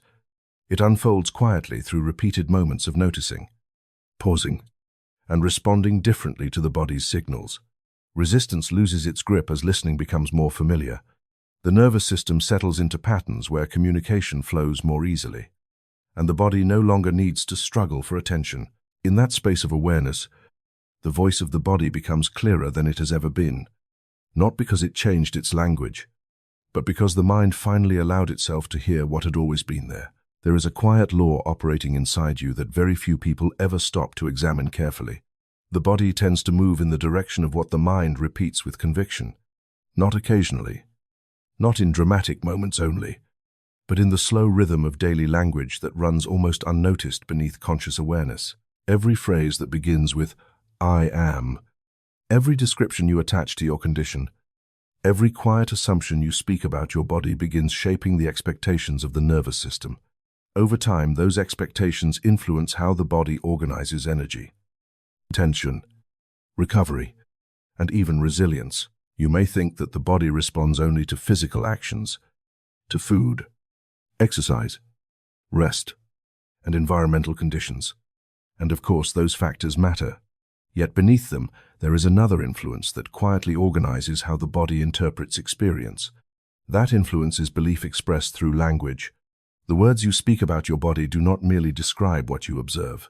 They guide what the nervous system prepares for next. If someone repeatedly says, "My body is weak," the nervous system begins adjusting to that statement as though it were a reliable forecast. Muscles tighten more easily under pressure. Energy declines more quickly during stress. And the mind becomes skilled at noticing every moment that confirms the belief. The statement gradually stops being an observation and becomes an instruction. The body organizes itself around the identity that the mind continues to reinforce. This is why language must eventually become intentional rather than automatic if healing is to take root deeply. The body cannot distinguish between a careless phrase and a deliberate declaration. It listens to both with equal seriousness because its task is to align internal processes with the signals it receives from the mind.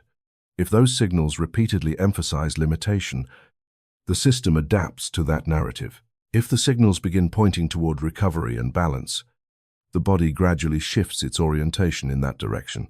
You may notice how often people unknowingly speak against the very condition they hope to create. Someone wishing for health may casually say, "I'm always exhausted," or "My body never cooperates." A person hoping to feel stronger may describe themselves as fragile or incapable. These statements feel harmless because they appear to describe current experience. Yet the nervous system receives them as guidance about what to expect. The body begins rehearsing the condition that the mind continues to announce. Changing this pattern does not require pretending that difficulties do not exist.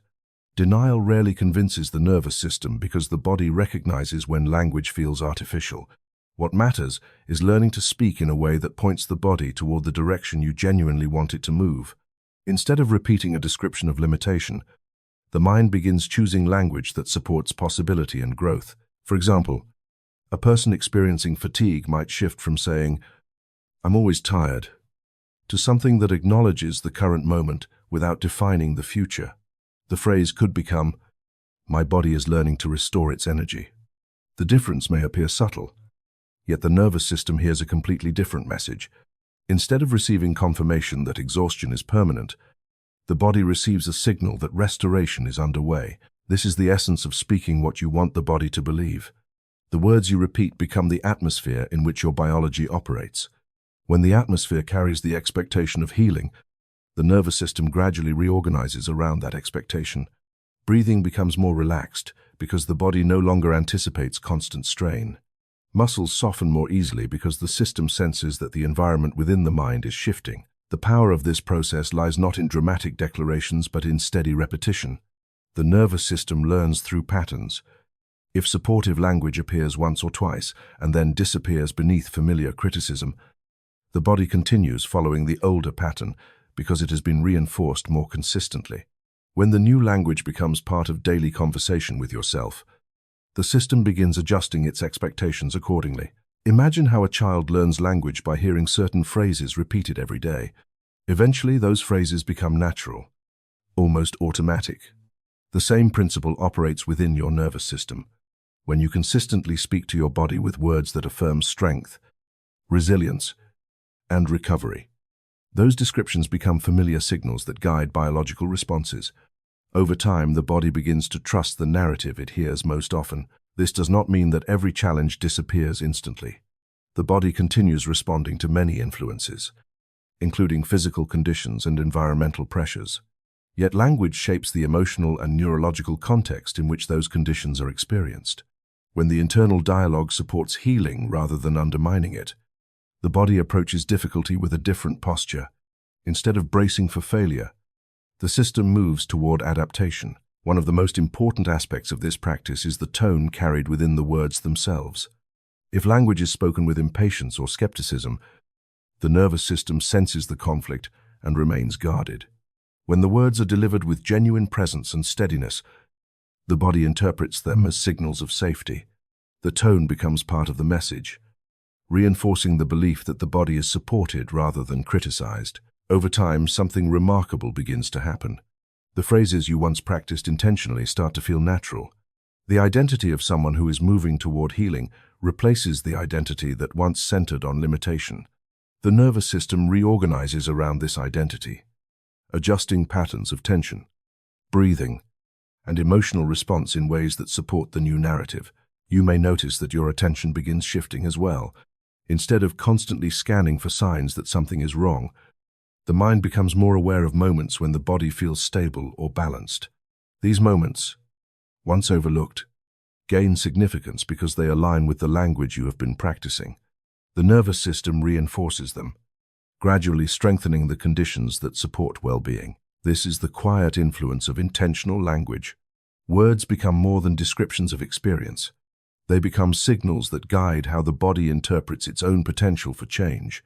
Each phrase repeated with sincerity becomes part of the environment shaping your biology. And as the mind continues speaking what it wants the body to believe, the body listens carefully, adjusting its rhythms in response to the story it hears unfolding within the voice that speaks inside you. Most people imagine that language lives only in the mind, as if words were light objects that float through thought without touching the deeper layers of the body. Yet if you observe carefully, you will notice that the body reacts to language almost instantly. A harsh sentence can tighten the chest within seconds. A reassuring phrase can soften the breath before the mind has even finished processing its meaning. These reactions are not coincidences.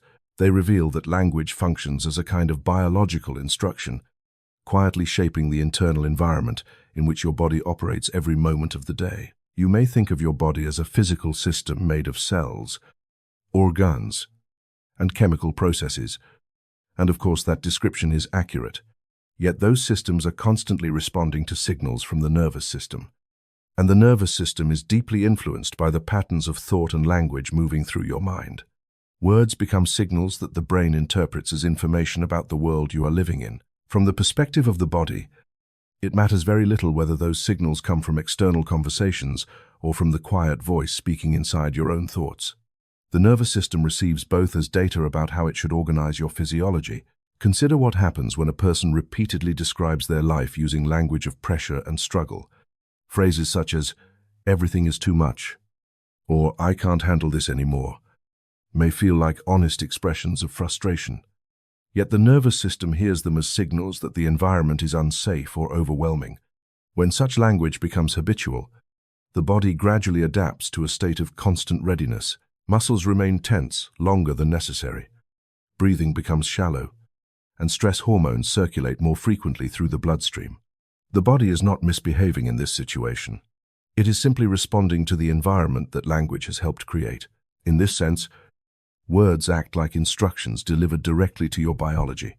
Each phrase communicates something about what the body should expect and how it should prepare itself.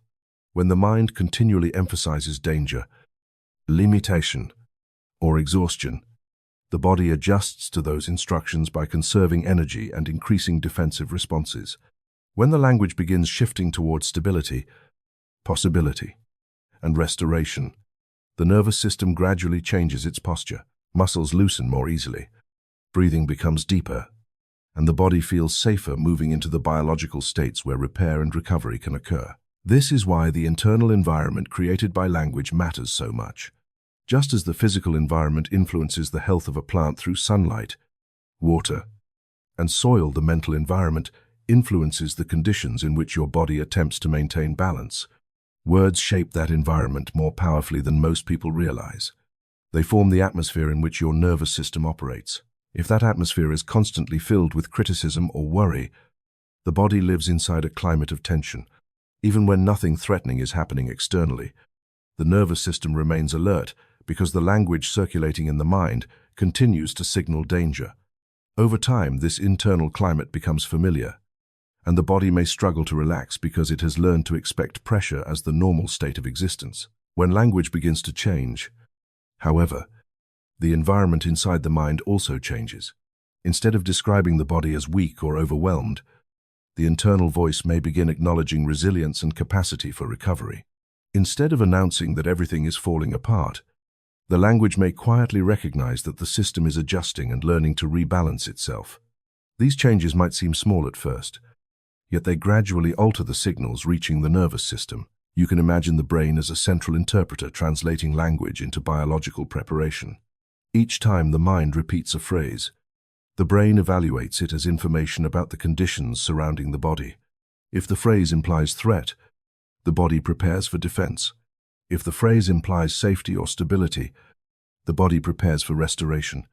The words themselves are not magical.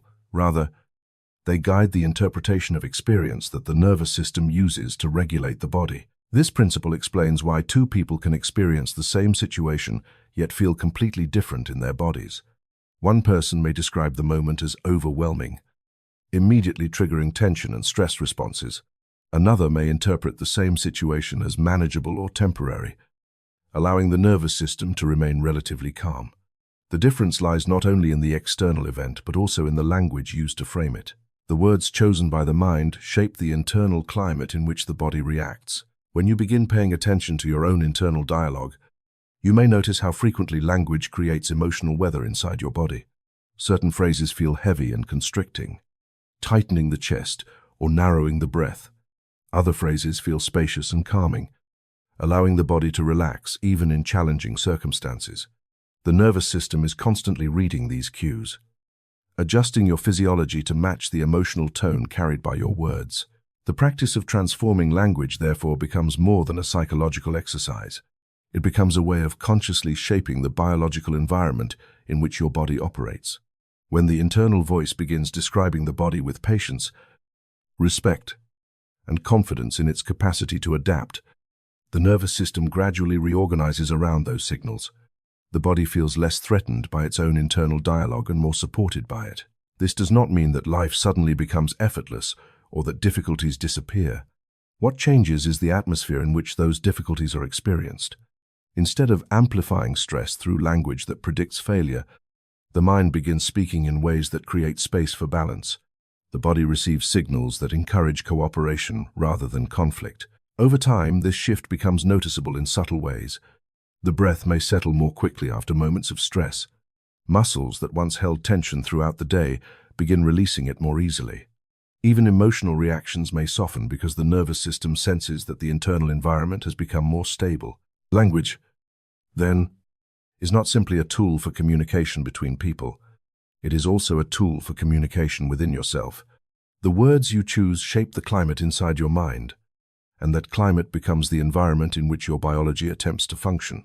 When that environment is guided with awareness rather than habit, the body responds with a gradual movement toward equilibrium, and so the language you repeat each day quietly becomes part of the world your body lives in, influencing how it breathes, how it responds to stress, and how it organizes the delicate balance between tension and restoration that sustains life from one moment to the next. There is a moment in the process of inner transformation when something unexpected begins to happen. At first, the focus is entirely personal. You speak to your body differently. You observe your thoughts more carefully, and you begin reshaping the language that once filled your inner world with tension or doubt. The work seems private, almost invisible, as though the changes exist only within the quiet space of your own awareness. Yet gradually something subtle begins to unfold. The atmosphere you carry inside yourself begins to influence the people around you. You may notice it first in small interactions. A conversation that once escalated quickly into tension now feels calmer. Someone who usually reacts defensively suddenly softens their tone. Another person may begin sharing something personal with you, as though they sensed a kind of safety in your presence without fully understanding why. These moments may appear coincidental, yet they often reflect a deeper shift in the energy of communication. When the inner environment within you becomes more balanced, the signals your nervous system sends outward also begin to change. Human beings are constantly reading one another's nervous systems, often without realizing it. Long before a single word is spoken, the body is already interpreting subtle signals from posture, breathing rhythm, facial expression, and tone of voice. These signals communicate whether someone feels tense, guarded, calm, or open. The nervous system responds to these cues automatically because our survival as social beings has always depended on sensing the emotional states of others. When your internal dialogue becomes more compassionate and steady, your body reflects that change. Your breathing slows naturally because the nervous system no longer expects constant conflict. Your muscles soften because they are no longer preparing for criticism or resistance. Your voice carries a steadier tone because the tension that once shaped it has begun to dissolve. These changes may feel ordinary from your perspective, yet to others they signal something important: safety. Safety is one of the most powerful influences in human connection. When someone senses safety in another person's presence, their own nervous system often begins to relax. Defensive patterns soften, breathing becomes deeper, emotional expression becomes easier because the body no longer anticipates immediate judgment. In this way, the internal balance you cultivate within yourself quietly extends outward into the relationships around you. This phenomenon can be understood as a kind of healing field, not in a mystical sense, but in the natural way that regulated nervous systems influence one another. When a person remains calm and grounded during a moment of stress, others often begin adjusting to that rhythm. Think of how a steady voice can quiet a room filled with agitation, or how the calm presence of a trusted friend can make a difficult situation feel more manageable. These experiences illustrate how one person's inner stability can shape the emotional environment shared by many. The transformation begins within, because the body cannot project a state that it has not first experienced internally. If the mind is filled with self-criticism and tension, those signals inevitably appear in the body's posture and tone. Others respond to that tension even if they cannot identify its source. When the inner dialogue becomes kinder and more supportive, the body naturally expresses that shift through softer gestures, more patient listening, and a presence that feels less reactive.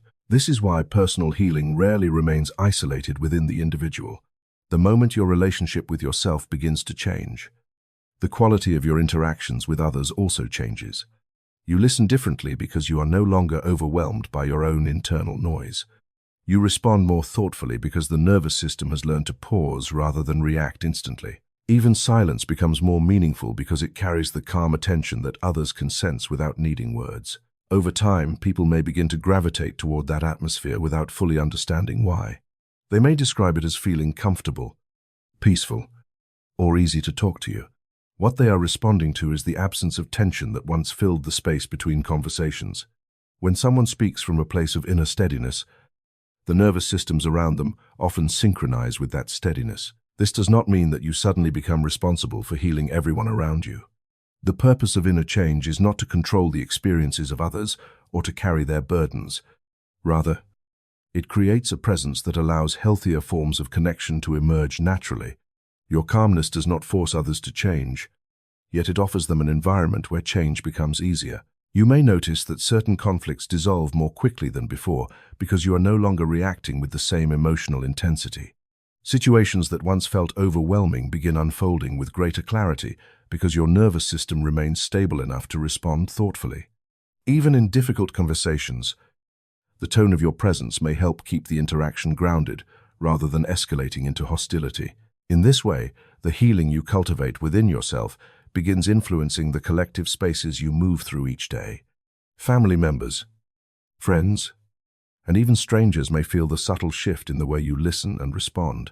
The body communicates far more than the mind often realizes, and when the signals it sends reflect balance rather than struggle, the people around you sense that difference. What began as an internal practice changing the language you speak to yourself, learning to listen to the body, replacing resistance with patience, gradually becomes a presence that shapes the emotional climate of your relationships.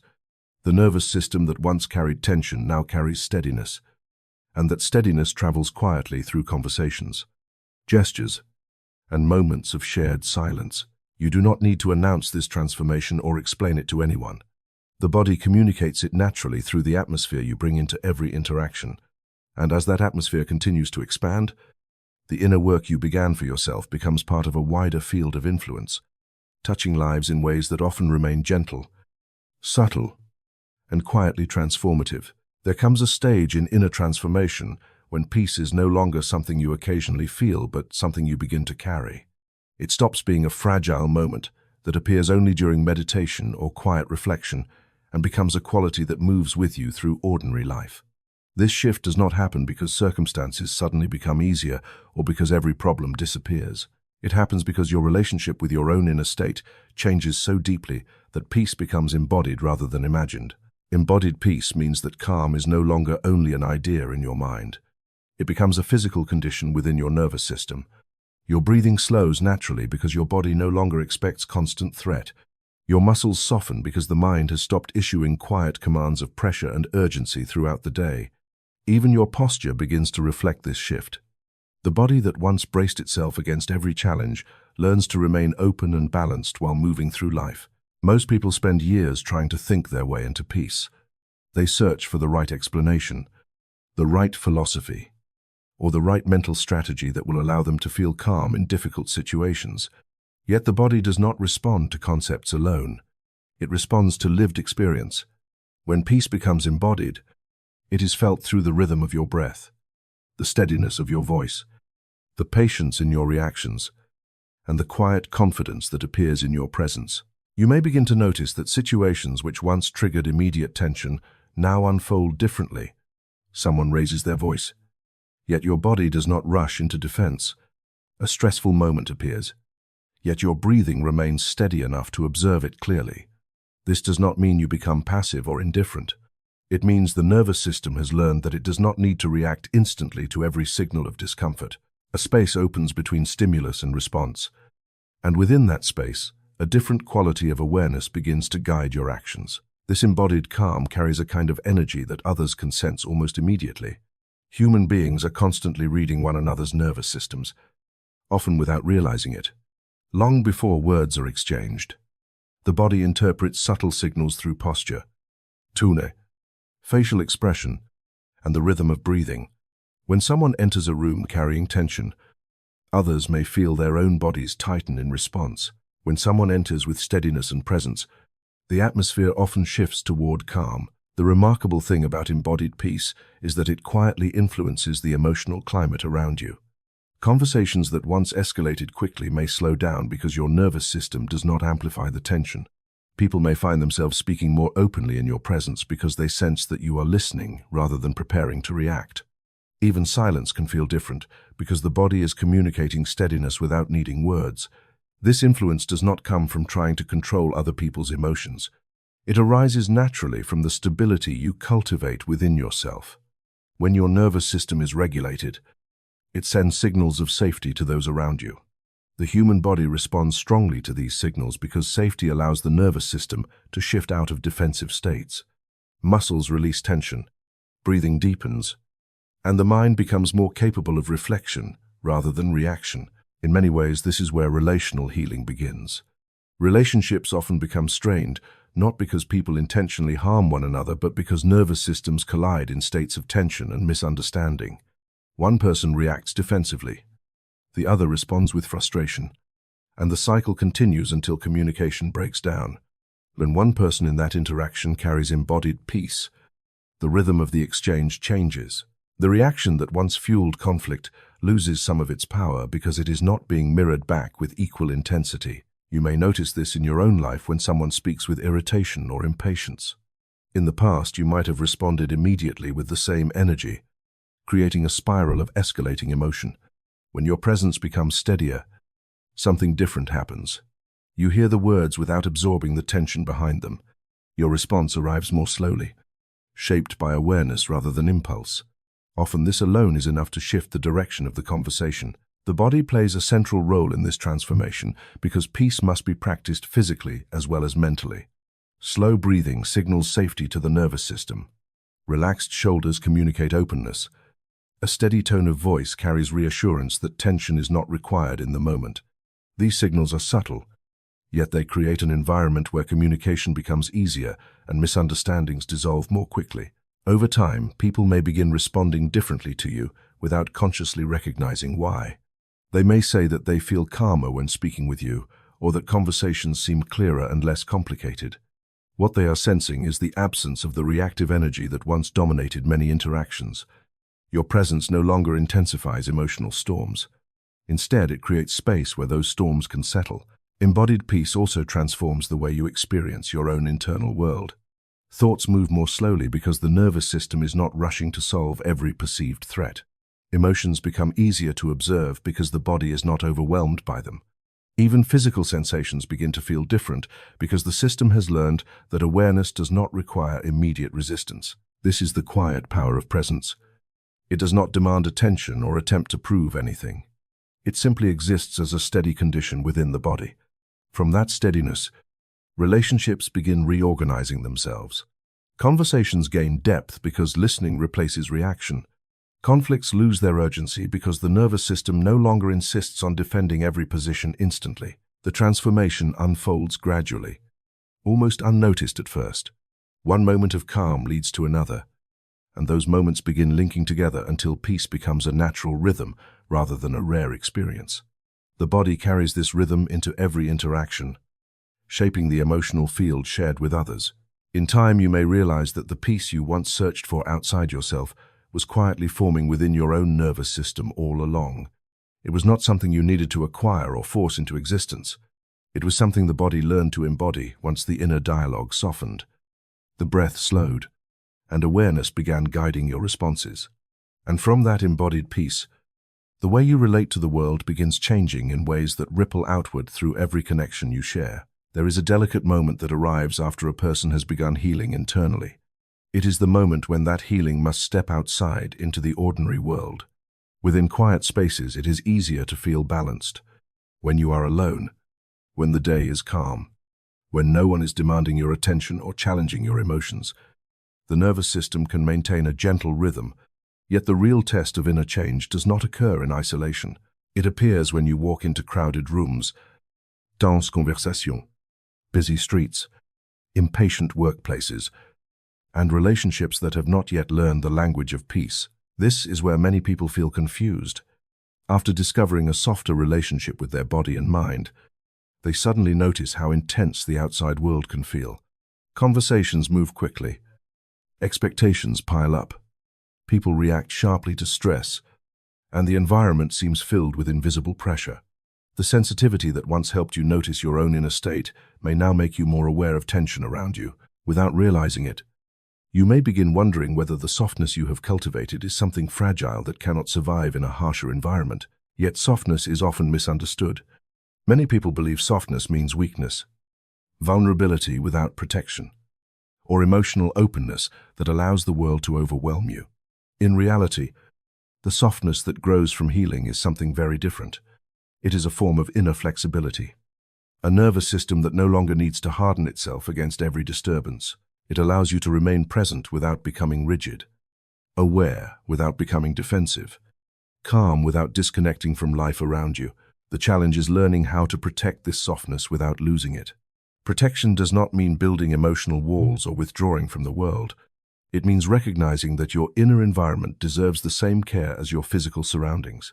Just as you would not leave a garden exposed to constant damage, you learn to create conditions that allow your inner balance to continue growing even while you move through demanding situations.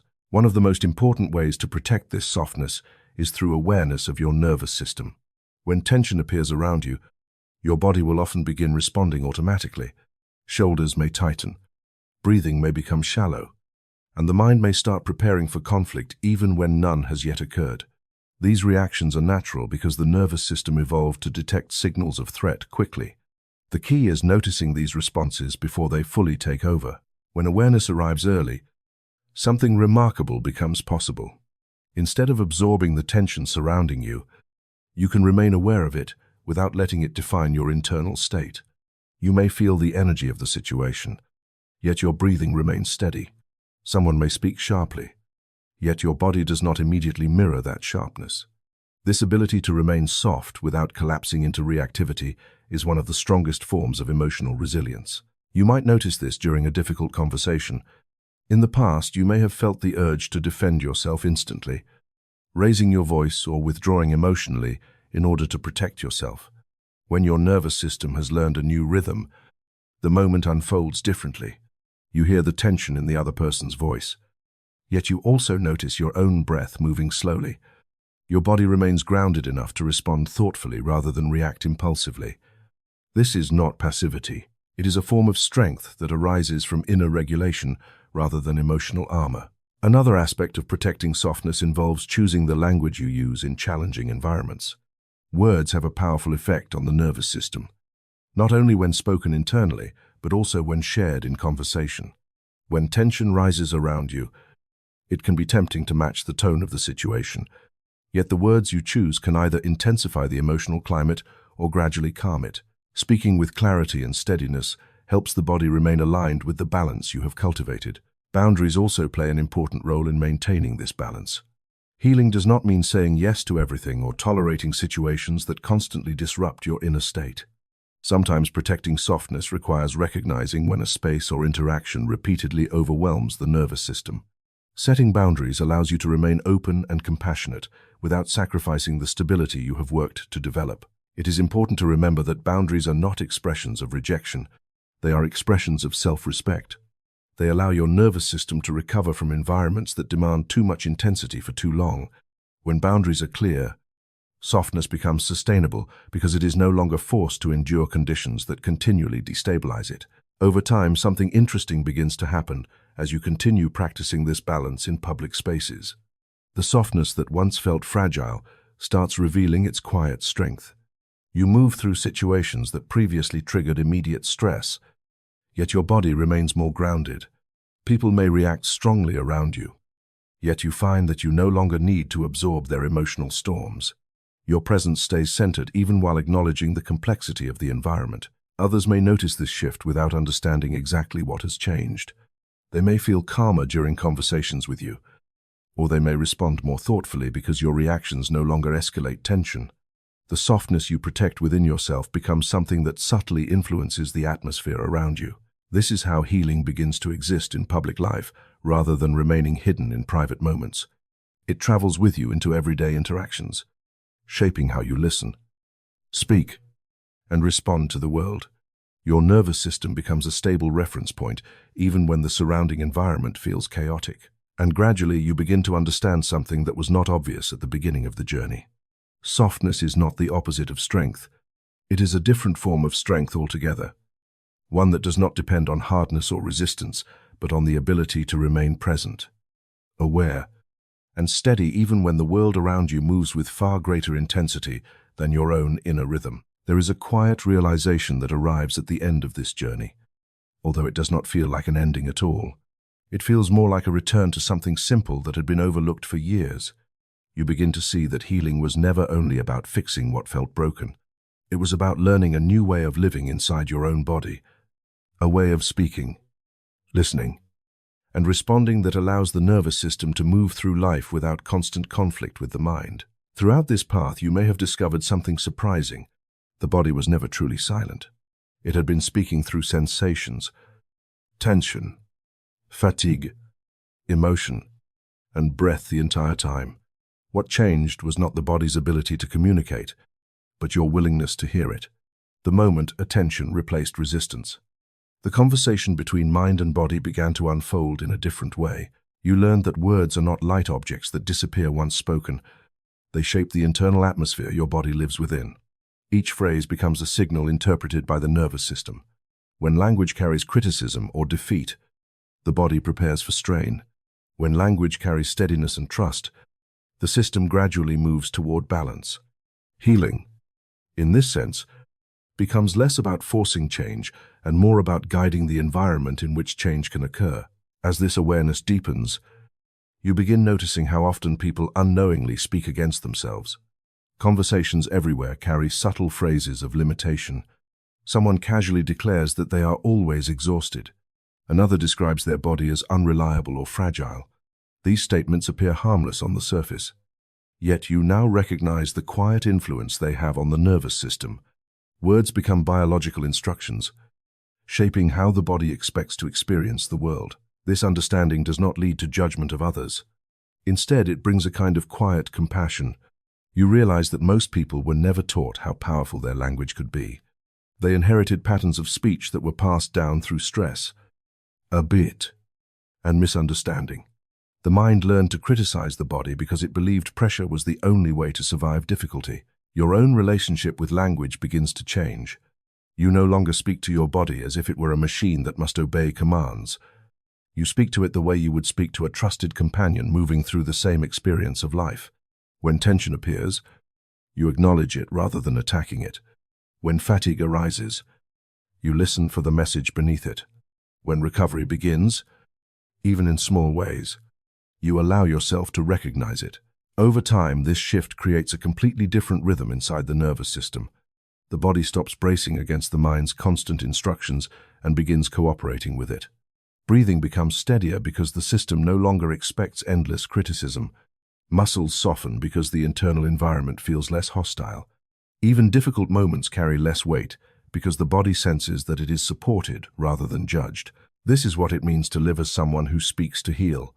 It does not require perfect language or endless affirmations repeated with mechanical discipline. It is a way of relating to your own experience with awareness and intention. You begin choosing words that guide the nervous system toward balance, instead of reinforcing the patterns that once kept it trapped in tension. You may notice how this way of speaking gradually influences the rest of your life. Conversations with others become calmer because your tone carries steadiness rather than urgency. Conflicts lose some of their intensity because you respond from presence rather than reaction. Even silence begins to feel different because the internal dialogue has softened enough to allow space between thoughts. The most important change, however, is the relationship you now hold with yourself. The voice that once criticized every weakness has become something quieter and wiser. It still recognizes challenges, yet it speaks with patience instead of frustration. The body hears this change immediately. It responds by releasing tension that once felt permanent, by allowing recovery processes to unfold without interference from constant stress. What you have discovered is not a technique but a way of living.